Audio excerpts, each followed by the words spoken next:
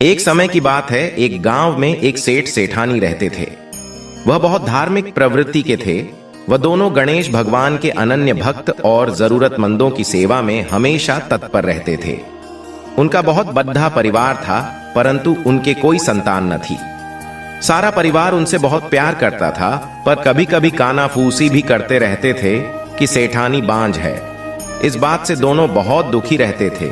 एक समय की बात है, सेठ सेठानी गणेश भगवान के मंदिर में पूजा कर रहे थे। पूजा करने के बाद वह मंदिर से बाहर आए कि मंदिर की सीढ़ी पर 4-5 साल का बच्चा बैठा रो रहा है।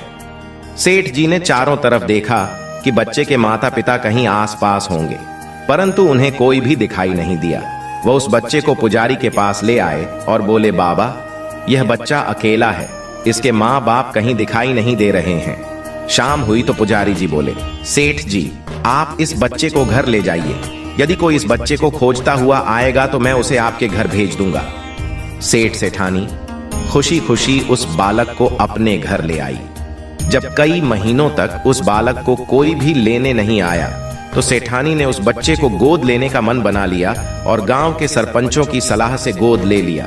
उस बच्चे का नाम गणेश रख दिया। ऐसे ही कई वर्ष बीत गए। एक दिन एक ठग पति पत्नी उस गांव में आए और गणेश भगवान के मंदिर के सीढ़ियों पर जा बैठे। वह दोनों उस गांव के सबसे अमीर आदमी को ठगने की योजना बनाने लगे।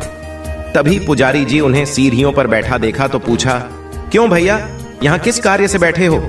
उन दोनों ने कोई जवाब नहीं दिया। तब पुजारी जी ने कहा कि आपका बच्चा खो गया था क्या? दोनों ठग पति पत्नी एक स्वर में बोले, हाँ हाँ, मेरा बच्चा खो गया है। पुजारी ने पूछा, कितने समय की बात है? वह दोनों अनजाने में बोले, यही कोई 4-5 साल की बात है। पुजारी जी बोले, उदास मत होइए, यहीं इस गांव में एक सेठ के घर में बच्चा है, वही ठाट बाट से पल रहा है। पुजारी जी उन दोनों को सेठ जी के घर ले गए। तब सेठ सेठानी को पता चला कि गणेशा के असली माता पिता आ गए हैं। दोनों बहुत दुखी हो गए, फूट फूट कर रोने लगे। किसी तरह अपने को संभालते हुए सेठ जी बोले, ठीक है, अभी तो बहुत रात हो गई है, कल सुबह होते ही गणेशा को ले जाना। ठग पति पत्नी तो यही चाहते थे। सेठ ने उन दोनों को अतिथि गृह में ठहरा दिया। अब दोनों चोरी का योजना बनाने लगे। इधर अपने से जुदा होने के गम से सेठ सेठानी को गम सता रहा था, जिसके कारण उन्हें नींद नहीं आ रही थी। इधर ठग सभी कमरों की तलाशी लेने लगे। तलाशी लेते हुए तिजोरी वाले कमरे में पहुंच गए।